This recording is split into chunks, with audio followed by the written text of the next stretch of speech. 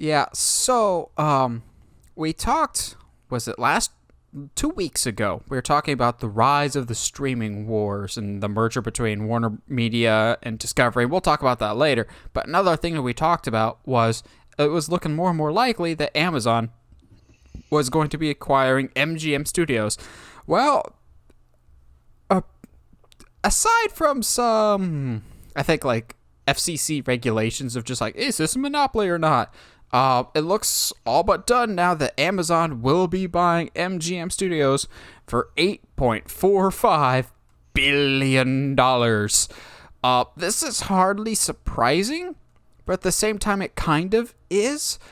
This is more or less, again, a library acquisition choice from Amazon because Amazon Prime wants to be taken seriously as a streaming option. And I don't mind Prime, but I think the main issue with it right now is it's kind of like a hybrid of like a Netflix mixed with a Vudu of like you could watch anything you want, but some movies you have to pay for, some are included with Prime. I think that gets a little complicated, and they really need more actual inherited library. Like their content that they have, Invincible, The Boys, Fabulous Miss Maisel, is great. They just need more of it. Now, with acquiring MGM, they get all the Bond movies, which what that does for the rest of the franchise, I'm not sure. Rocky, I'm not sure how this affects Creed 3, but we can discuss that. There's a lot of stuff that comes with MGM. So, obviously, this is a acquisition and library move. Do you see this as a really big deal like the Warner Discovery thing, or do you see this as a more of like a Disney acquiring Fox thing, or less than that? How do you see this, Josh? Yeah, I think I'm with you though.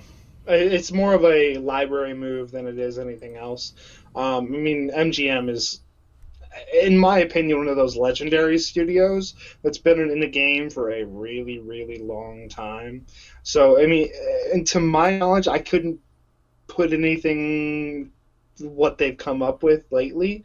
That's the problem is legendary, Yeah, not legendary, that they've got their own issues. But MGM, when I yeah. think of that, is I always think of like they used to have great titles, but then again, like they've been spotty. Like James Bond, as much as I like Daniel Craig as James Bond, he's got about a 50-50 ratio, or a lot. I Yeah. think of MGM as like an old-fashioned studio and not a ton of current stuff.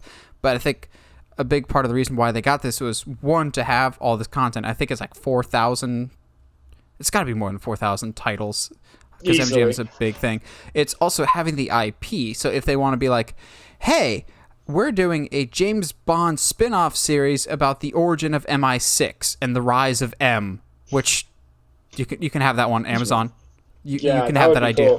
cool. They can do that. Or I don't want to say it, but how long before they approach Sylvester Stallone and be like, hey, how do you feel about a Rocky origin series? To which all of us would go, actually, Uh-oh. don't make it a Rocky origin story. Make it a Mickey origin story. Of maybe Ooh. he was a bum, maybe he washed out, just like Mickey, just like Rocky did. And so that's why Yeah. he's so hard on Rocky of, hey, I don't want you to follow the same trajectory that I did. And just call it Eat Thunder, Crap Lightning. Or we could get some more Expendables movies. Is that MGM? I don't know. It's Sylvester Stallone, so I'm assuming. Maybe. Yeah. If it was up to you, what would you do with the MGM property if you're Amazon? Bro, but like, cause I'm with you though. It's the movie business is a lot of what have you done for me lately, and the Bond is so spotty. Like Creed has been solid, but I think that's partially because Sylvester Stallone is still so heavily involved with the storytelling in Well, it. he won't for Creed 3. How do you think that's going to affect it? Because that hasn't Yeah, started because that production yet. hasn't.